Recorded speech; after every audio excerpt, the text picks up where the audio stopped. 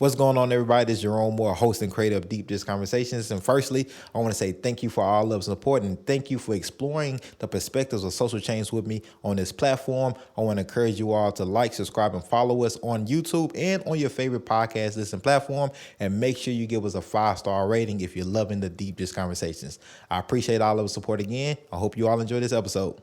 What's going on, man? What's happening, dog? Man, I can't call it, man. Happy to be here. Man, hey, man.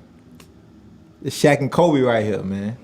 Y'all know who Shaq is. Y'all know who Kobe is. Do they? Zion has been traded. Nah, man. Good to see you, man. Likewise. Good to see you, man.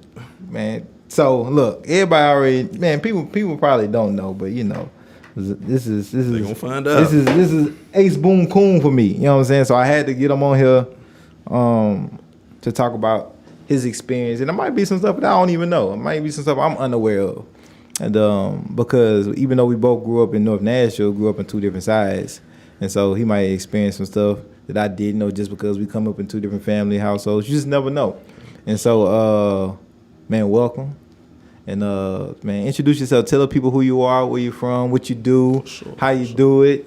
Yeah, man. First of all, it's an honor, man, my guy. You know what I'm saying? Like I said, Ace Bound Coon for a minute.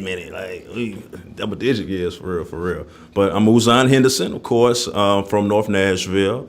I'm an entrepreneur, currently in car sales right now.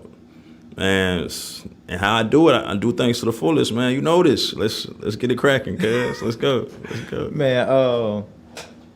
Man, tell us a little bit, like, just growing up out north for you, man, because North Nashville look different now, right, than when we grew up in it, especially in your area specifically, right? They ain't got to my area yet, but it's coming. It's coming. With the Clarksville Highway expanding and everything. But just give us a little insight of, like, what it was growing up on, like, 22nd, 23rd, and all that, man. Gotcha. Yeah, like you said, I'm from the 23rd area. So, man, back then, I feel like I'm being generous when I say this, but North Nashville was, I would want to say, about 92% black, right? I can't think of any other ethnicity, maybe Christian. He was down the street. He was Mexican. I mean, not Mexican, excuse me, Asian. Ooh, he was Asian, but that was like one person out of what? I'm trying to think blocks and blocks away, and I can't remember anyone because we got Joe Johnson Hill, we got Cheatham over there. Black people, like North Nashville was the Mecca, right? So now in 2021, it's like a whole shift, right? Like it's trendy to be North Nashville. Yeah, I live in Germantown.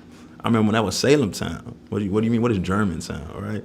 So, and then it's a whole different tax bracket. Like, you gotta have money to stay in Germantown. You know what I'm saying? That was a poverty-ridden area, and just like that, it's Germantown. But growing up in North Nashville, like, a lot of things, it was just normal for me. Like seeing things, just that whole, some would call it struggle, but it was a way of life, right? And then in North Nashville, it wasn't time to have an identity crisis, right? You had to know who you were, or you were gonna get tried. Someone's gonna see about you if you're trying to act like anything that you weren't, right? So with that being said, like, so people are dealing with struggle, poverty, so it was a rawness to growing up in North Nashville and a truth to growing up in North Nashville. Like I said, you gotta be who you were, or you're gonna be seen about. It's gonna get questioned, right? So growing up like that, I was prone to being straightforward, being honest, being real. And then going to college and seeing the world, realizing it's not that way. Like, no one's real, for real. It's a lot of self-promoting people. Pretty much the whole world is pretty much like that. Just this little corner of the hood where everyone's real and we live by this code, but no one lives like that. And so just getting that experience, like actually going to college and learning that, like, no one's like that, like, was like a whole culture shock to me. Like, everything that I was taught was a lie, pretty much, or it wasn't really applicable to the rest of the world. And that's a big part, because I'm not going back to North Nashville. Well, not preferably. You know what I'm saying? I'm trying to make something of myself. So I got to learn these skills and learn how to maneuver through a world that I never was learned or never taught how to maneuver through. So that was a real interesting phase for me. So speaking of maneuvering and navigating in North Nashville, like, how did, like, racism and white supremacy affect that navigation in your upbringing? Oh man, that was even before like the identity of North Nashville, right? I was like, I'm gonna say I was a 5-year-old kid. Power Rangers ruled my world, right? And so the main dog, the top dog, is Tommy, Green Ranger, alpha male. And I mean, lead role, all that. You want to be like Tommy, and so that's already planted in my subconscious. Like I want to be like Tommy. And the first thing I see is the hair. I was like, man, I gotta get my hair like that. So automatically, I'm looking in the mirror like my hair's not good enough. I'm having plans when I was 5 years old of perming my hair. I didn't know what a perm was. I was like, I gotta straighten my hair like Tommy and rock the ponytail, because that's like I'm trying to be the alpha dog. Right. So already 5 years old, like that white supremacist concept, like it's so underlined and like subliminal that you wouldn't even catch it, but like that it affected me right there. Like wow, I was already ready to just like ruin my whole identity of who I was, because what the vision that I seen of like an alpha male was Tommy. Like, and everybody, like we know Zach, they had Zach, but Zach was such a like byproduct. No one even cared about Zach. Everybody had their own episode except Zach. Even Billy was the geek of the whole squad. He had his own episode, but Zach didn't. You know what I'm saying? So he was like, Zach, now I'm trying to be like Tommy. You feel me? Like, wasn't even about the identity. Like, yeah, he kind of looked like me. Nothing. Like, no, I'm trying to be like him. Zach didn't even have the edge of it. Oh my, look like I got edged up by a spoon. You feel me? Like, it was that crazy. Like, no relative thing. We have nothing in common. Like, yo, I ain't even trying to. Okay, next, Tommy. Like, so just knowing that, like looking back on it as a kid, right? You're not aware of that, but growing up, like sitting back, like, wow, like that early. I was indoctrinated to white supremacy. Right. Didn't even catch it, but like until I grew up and started learning more about it. So from then on, like it gets more, right? You get taught more and like how like the victor wins. The victor that wins, right? He tells the history.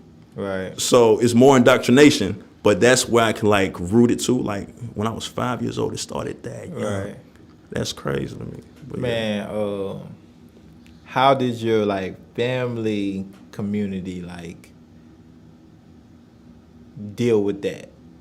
As far as like my immediate family? Yeah, immediate family. Because and many people might not think of this, but you know, black people can have mannerisms of white supremacy too. Right? And those mannerisms can be in our immediate family, our community. And it ain't got to come directly from white folks. You know what I'm saying? All the white folks right now could disappear and they could still be, you know what I'm saying, white supremacy because it's conditioning, right? And so in your family, in your immediate family construct, did you see any of that white supremacy, or even like, was it combated? Was it intentionally combated by parents or by, you know, not immediate family, but like still family, but they might not be blood. They community family. Yeah, for sure. But yeah, it was. I want to say intentionally combated, but it could have been accident. My mother, if you don't know my mother, she's a strong, proud woman. She's gonna tell you like it is. So growing up, like, no, you're beautiful. You know what I'm saying? She's combating that narrative of black not really being beautiful, not being portrayed as a standard of beauty.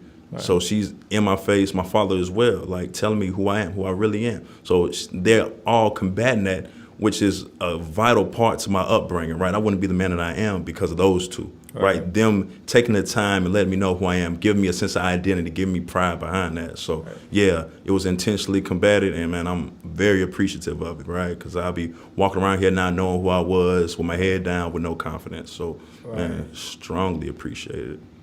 Man, when you went to college, because at MTSU, like, you know, like, truthfully, you know what I'm saying, many of us didn't know how to navigate college, right?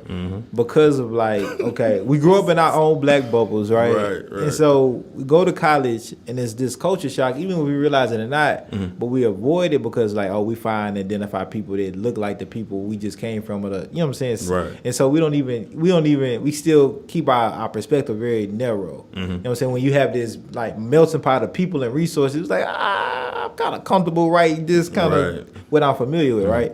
And so, in that experience for yourself, did you find ways to combat like that white supremacy or confront white supremacy through your journey, like from growing up from 5, middle school, high school, then college. Right. Okay. So from 5 middle school, I was kind of blessed to be in a melting pot, right? So it wasn't never like overt white supremacy or racism or white hate in my face. So it was kind of like a honeymoon phase, kind of cool. Like, all right, we get along. Like, I had a best friend that was Mexican, another one that was white. Like, on some just cool, like, wasn't really clicking with me yet. You know what I'm saying? Like, the ills of the world, right? It was just still in a cool kids phase. As far as, like, I want to say middle school, that's when I got into the real, well, more of the real world, when I'm more clicked up with black people, where it makes more sense. Like, you don't understand where I'm coming from. They do. They get where I'm coming from. So I'm gonna stay with them. I'm gonna kick with them. And it just made more sense. It was more organic, right? Right. And so in high school, it was nigga central. You know what I'm saying? That's why I tell people, I went to an HBCU for high school, because that's all it was. Right. We had 5 white people. Like, right. And I can count them off on my hand, literally. Like, right. So with that being said, like, I'm immersed in blackness.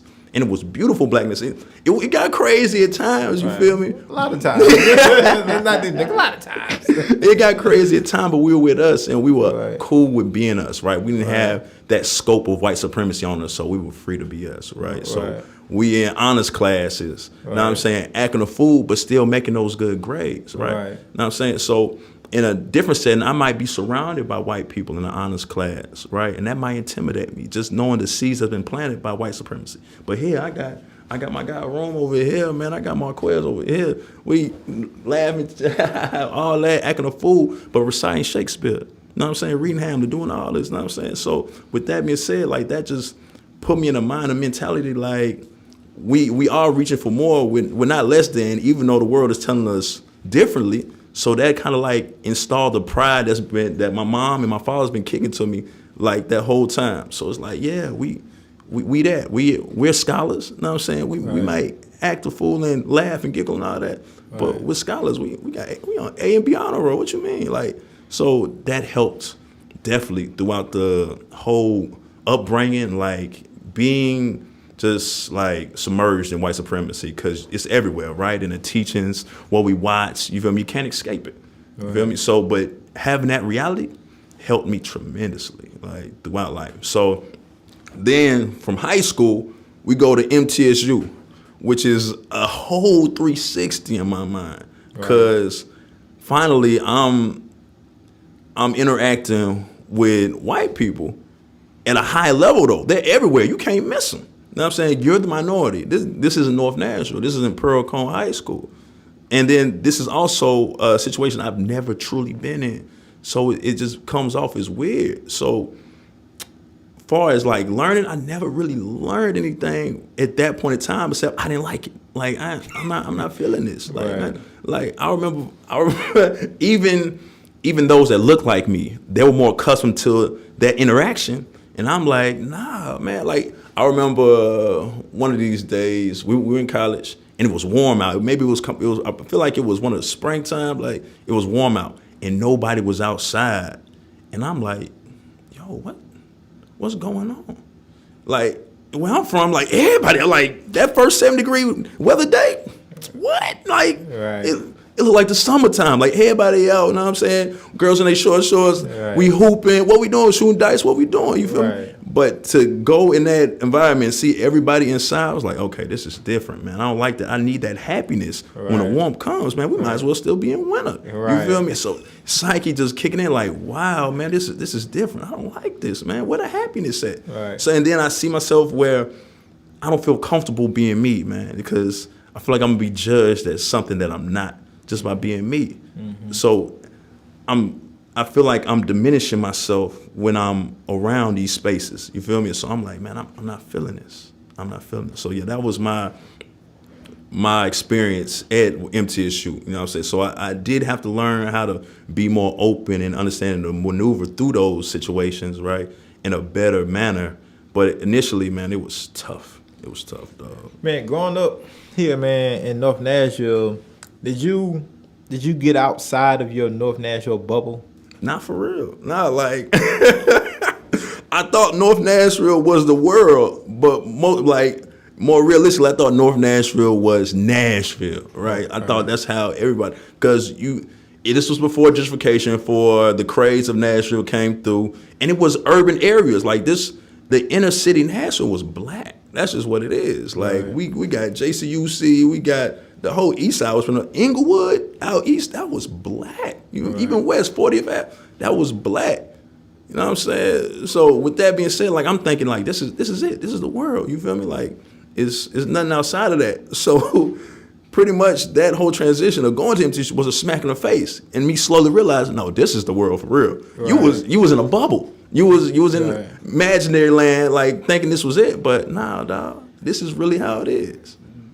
Do you think being in that bubble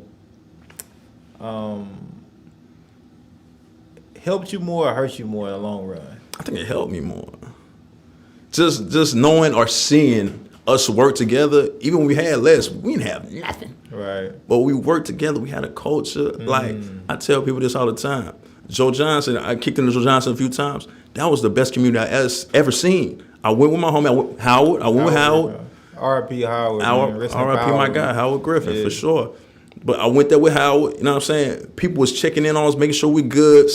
Some woman fed me. She ain't never met me a day in my life. Like it was a community. It felt like a community. Everybody knew everybody, and it was problems. Witnessed a few fights there, but it never escalated to anything crazy. Like because elders was watching. Y'all break that up. Y'all go shake it off. Go about your business type deal.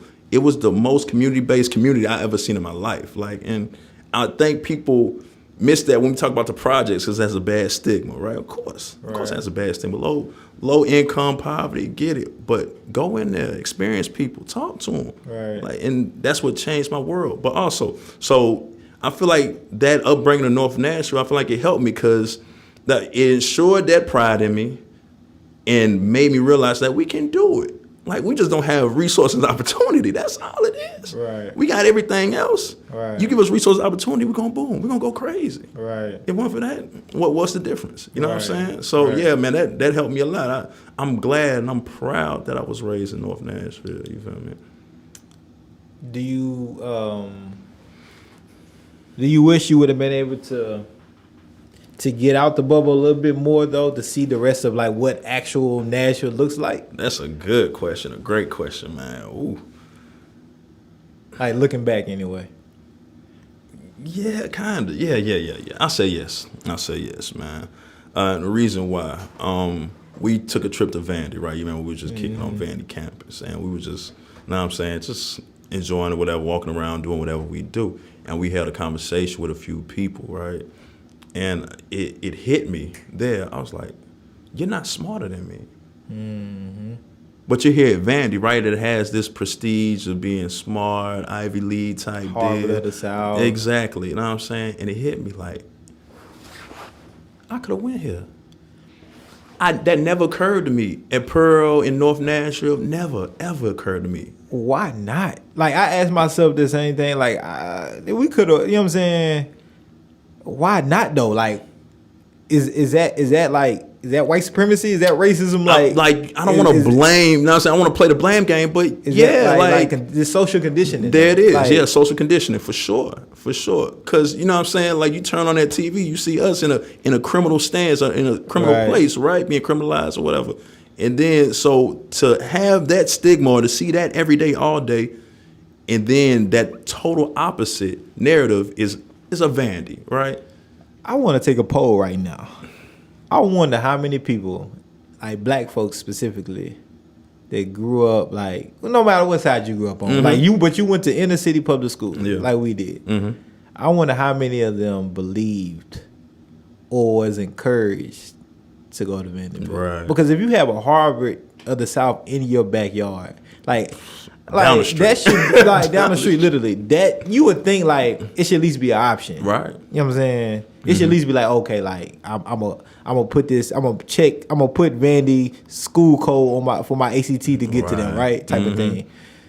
And no one was kicking it though. No, like the guidance counselors, no one was kicking it. Like, yeah, y'all can go to Vandy, man. Why not Vandy? Type deal. And I wonder if that was them trying to like either protect us or like. I don't think Miss Hutchinson. I know she believed in us. Like Yeah, I don't for think sure. Miss Hutchinson like was intentionally. Shout out Miss Hutchinson. Yeah, shout out to man. Miss Hutchinson. But like, yeah, like, but I wonder though. I want people to really to like comment and reflect on that. If you grew up here in Nashville and in the city, went to public school, if you black, did you feel like you could go to or encouraged to go to Vanderbilt? Right. Because I don't think I know too many people like that's from here that went to. I maybe know a few, like maybe 5, maybe. I think I know 2. Yeah, I would say maybe 5. I think I know 2. Maybe man. 5. And so, damn, that's crazy. But it's wild. And they both went to MLK. That's a different funnel. You know what I'm Exactly. saying? My point exactly. That's a different type of funnel. Yeah. It was crazy because Greg just did an episode and he went to Martin Luther King. I had no idea he went to Martin Luther King. I didn't either. Didn't he? Wasn't that Pearl for me too? Yeah, he was at head and like I don't. So Greg is out of the Greg. You know, Greg got to break this down to us. But Was he at Pearl for a minute? I don't think so. He just in the group meeting on Facebook. Never mind. He didn't go to Pearl. But I know that. But he said he went to. He said he was wrestling and everything. Yeah. He said he broke his ankle, but then like a white girl lied on him, and said that like he sexually assaulted her. Wow. And and then we talked about the trajectory of like that situation and how it changed his path because he basically was forced to like plead guilty to the situation, got kicked out, had to go alternative school. And then once you go down that path, and then it's what I'm saying, single parent household. He didn't have the resources that his mom didn't have. So it's just interesting so that like he good right now. Yeah. Sure. Like made out just staying positive, but even Coned out, just but making the out residual effects of like just that in the system in itself, and just Sure. like it can change the trajectory of your whole life. Facts. Which I don't know if the powers that be or the decision makers that be at that particular moment that put that pressure on black kids. Right. Think about how this decision in the discrimination, the microaggressions, this racism that I'm implying to this young man, a young black lady, could affect them down the line.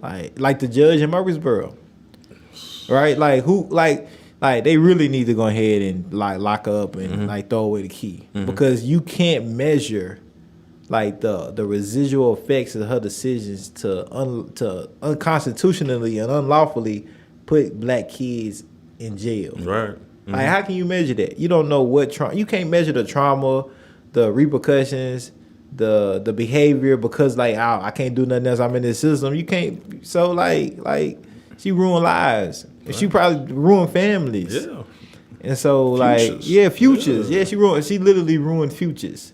And so what do you do with that? Like right. yeah. And so like and I want people, especially those who may be judgmental or racist or carry mannerism or white supremacy, like think about that. Like think about the residual effects that you're causing on that person's future, family, well-being, mentally and physically.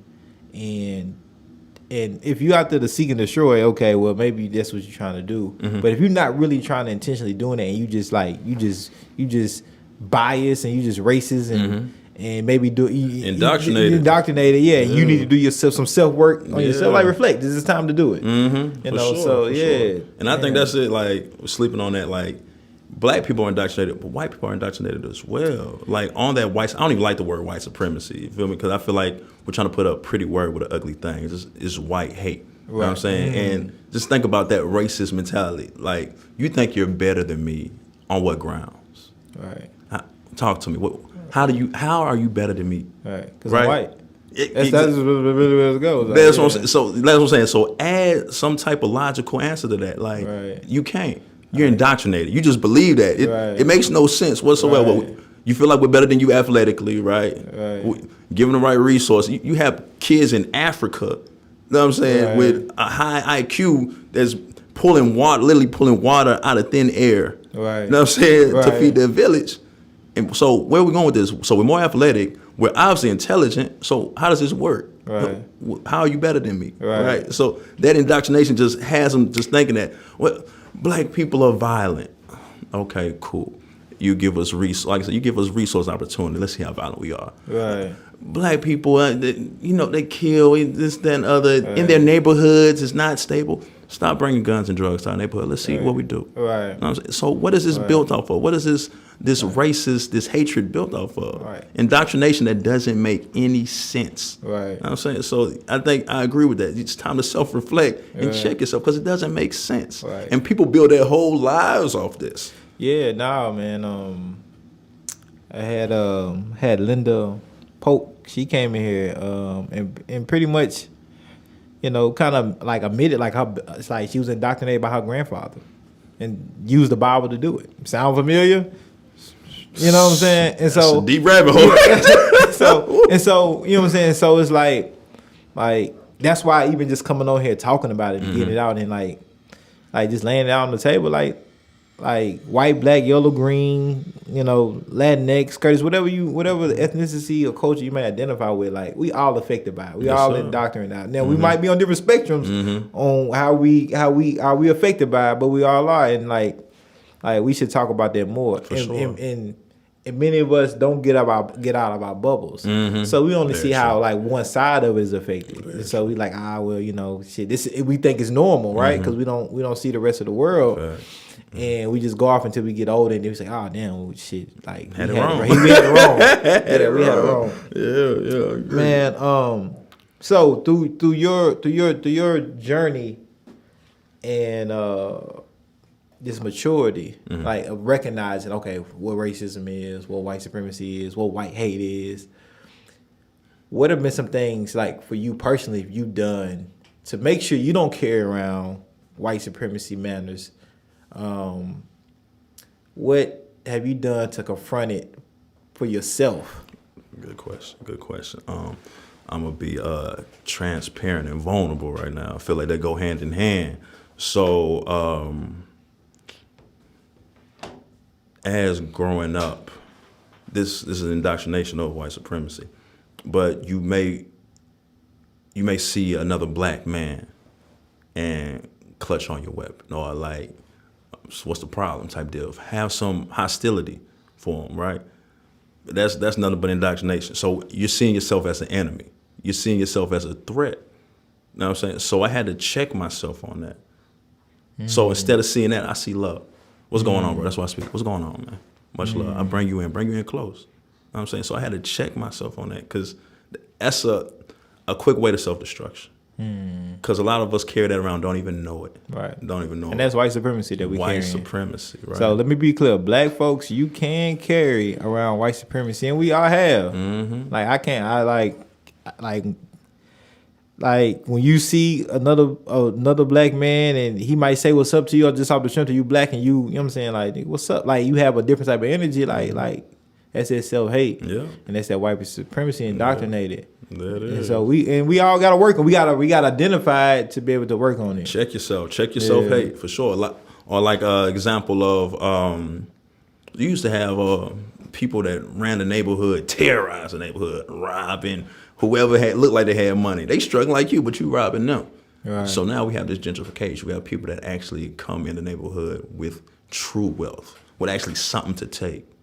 And you brothers ain't nowhere to be found. But yeah, so you have people that actually have what you're looking for, and you don't even look that way. Yeah, man. You gangster until gentrification happen. Gangster until gentrification happen. And that's a lot of people. Right, man, a lot of people. Like, yo, I remember, like, you used to be the baddest man in town. Now, what's going on? Yeah. And it's self-hate. It's self-hate, because you'll rob one of us quick. Right. I can't even have a decent car. I can't even look like I'm on my way to success without you trying to see what's going on, running up on me, trying to see what's in my pockets. They already got this. They got these beautiful condos in the middle of the hood, driving a BMW. Tall skinnies with a balcony over it. Looking to see. I didn't even know we had those type of views. That shit is amazing. With the BMW, you don't even look that way, man. Nah. Self-hate. They ain't gonna walk. They ain't gonna run it. Man, oh my goodness. At 5 in the morning. Like, it's cool. Or 6 at night. With their little Yorkie or whatever, man. It's crazy. It's crazy. But that's self-hate. That's self-hate, man. We gotta check each other. Well, check ourselves, man. For sure. Damn, that's wild. And I hope, like, damn, you got me reflecting, like, damn, when's the last time, like, and I try to be intentional, especially when I see a black man that say what's up, but I still get my feelings. Like, with somebody, if you don't say what's up back to me, I'm in my feelings. Yeah, and that's fair. Like I mean, because you're extending the olive branch, right? That's understandable. I mean, and so they make me kind of want to resort, but like, nigga, fuck you too then. Right. You know what I'm saying? Right. Like, but it's like, it's like, damn, like, but it's like just recognizing it. Right, exactly. That's a big part, man. Recognize it, because it's hard to recognize, man, especially within yourself. Right, it's difficult. Right, it's difficult, man. Like, what you mean self-hate? I love myself, man. Nah, dog. It's deeper than that. It's deep. Yeah. It's deep, man. So yeah, you gotta do some real self-reflection, man. Man, do you think that we could overcome white supremacy and or racism in the United States? And I know that's a that's profound for sure. Can we overcome it? And overcoming might look different to because let me put this out there.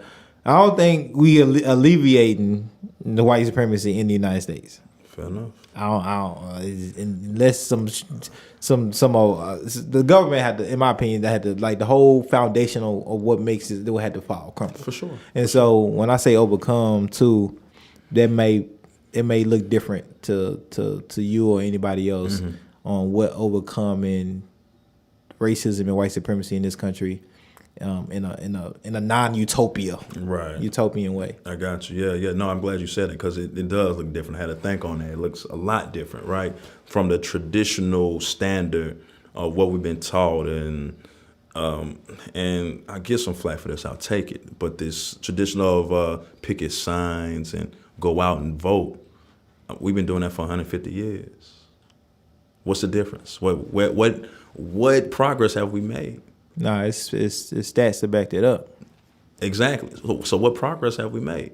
So we're gonna talk about the things that matter. Let's talk about wealth, right? Right. What impact or what strides have we made as Black people as far as wealth since our being able to vote? Right. Since about 1960. No, like, you talking about group wealth, man. Like, we can make it individually, but group wealth, that's exactly. Or ownership, things that matter. We're in America. We're in the home of the entrepreneur, home of ownership. How has that impacted us? Have we made strides of ownership? Have we just made that much, like, everybody owning something, or we're in a good position? Do we feel like we are? Right. No. So, with that being said, to do the same thing, expect different results, it's a definition of insanity. Right. So we got to switch that whole little model up some way, somehow. So when you say look different, it's going to look damn different. Right. Now I'm saying all the way different, because it ain't working. Right. That's just what it is. Like, I appreciate the effort. I think we all should. We should all commend everyone who's trying, but it ain't working. So let's go back to the drawing board and figure this out. That's the only way we're going to overcome what you say, white supremacy in America. That's the only way. And I'm going to check myself right quick. And you actually checked me on this, like, I don't know if you remember, it was a minute ago, and just about overcoming and giving people their kudos for trying. Me, myself included, many years ago, people could be trying, but we would be critical. We would criticize them trying, and we may not be doing anything, but we say, oh, well, they should be doing this instead of that.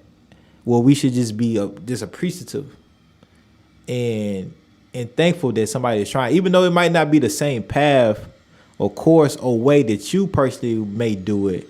That don't mean you minimize what they doing, exactly, or what they doing is wrong. They're trying to be impactful, and so I think you had to check me on that actually. I don't know if you remember that. You had to check me on that actually, because I think I was just being like, I was just critiquing something, somebody or someone was going on. And you was like, hey, man, you really need to look at, hey, they doing something. For sure. We got to get away from, like, criticizing Black folks on what they doing for Black folks. Right. And I called it out because I seen it within myself. Because it wasn't nothing but frustration, right? Because it's like, yo, that's the wrong way.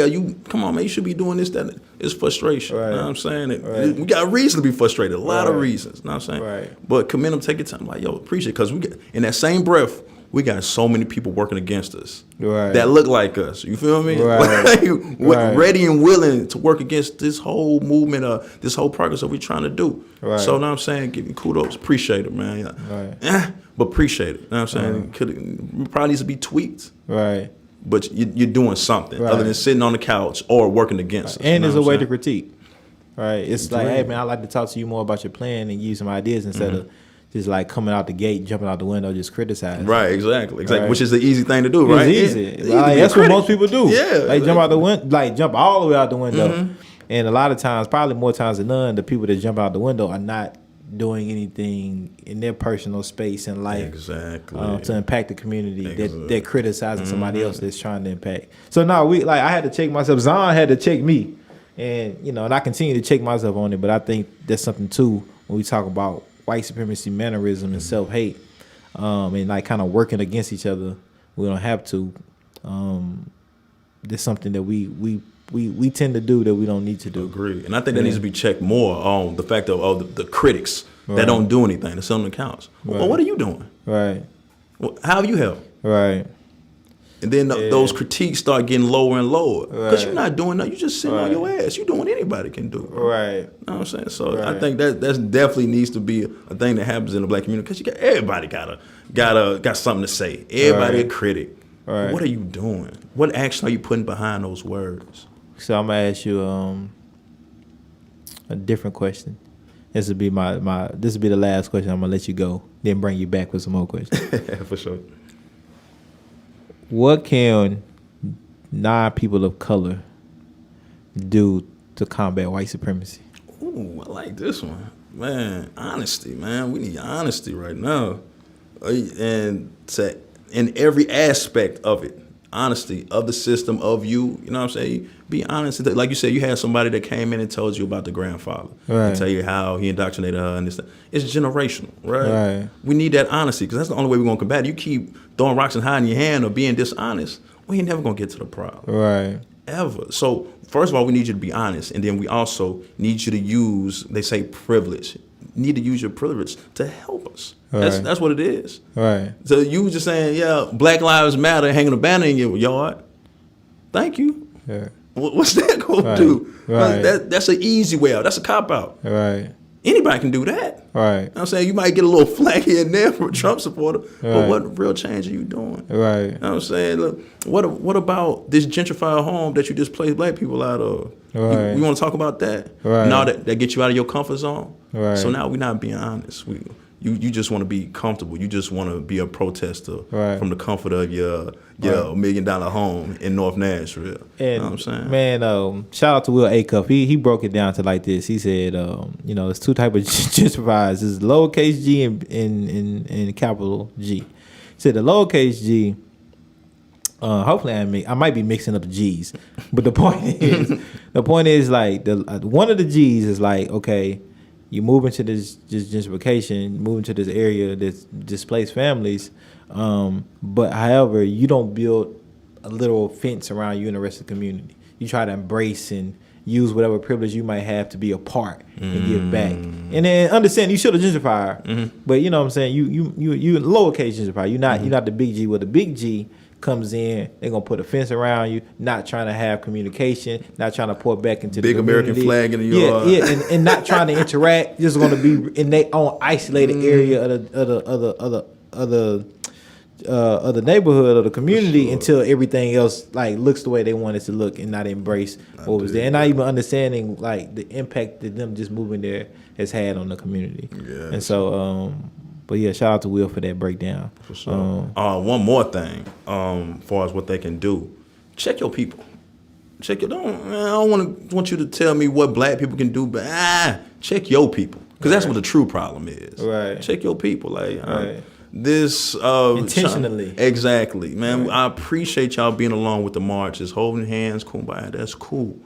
Check your people, because 9 times out of 10, it's your mama, it's your auntie. Right. It's your dad. No, it's your grandfather. At them kitchen table talks, put people in their place. It does. It does. No, they need to. Right, and educate them. Yeah. Educate them. Yeah. So yeah, man, that's how I feel like definitely would help. Definitely. Zon Trill. I appreciate you, brother, man. I love you, man. Yeah, love you too, man. And, Appreciate the invite, dog. Nah, man, you be back, man. And yeah, man. I know people gonna get a lot from this. I took a lot from this. Joshua, you get a lot from this. Yeah, man. He don't take much of him to get a lot. But nah, man, love you, dog. For sure, man. All right, man. Check Always you a out, pleasure. man. For sure.